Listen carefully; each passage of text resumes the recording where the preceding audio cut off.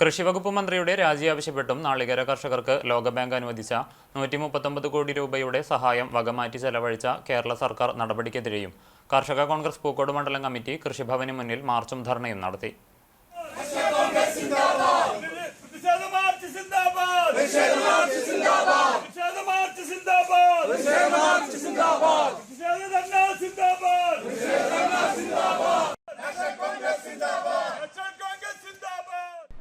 സംസ്ഥാന secretary MF Joy ഉദ്ഘാടനം ചെയ്തു.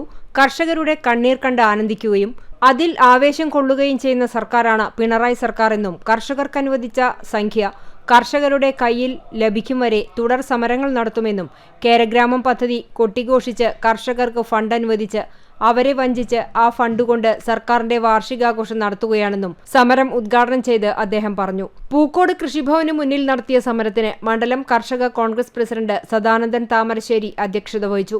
മണ്ഡലം കോൺഗ്രസ് പ്രസിഡന്റ് ആൻഡോ തോമസ് മുഖ്യപ്രഭാഷണം നടത്തി. ഗുരുവായൂർ നിയോജക മണ്ഡലം president Stephen Jose, VK Vimal, TA Shaji, Rabiya Jaleel, Thomson Vazhappilly, Basheer Pookode, CL Sabu, Basheer Haji തുടങ്ങിയവർ സംസാരിച്ചു.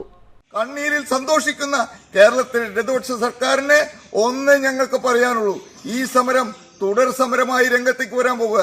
ഓരോ 130 രൂപ കർഷക ക്ഷേമത്തിന് വേണ്ടി, കേര കർഷകത്തിന്റെ ക്ഷേമത്തിന് വേണ്ടി ലോകബാങ്ക് അനുവദിച്ചിട്ടുണ്ടെങ്കിൽ 1 രൂപ കുറയാതെ മുഴുവൻ സംഖ്യയും കർഷകന്റെ കയ്യിലെത്തുന്നതുവരെ ഈ സമരം തുടരുമെന്നാണ് ഞങ്ങൾക്ക്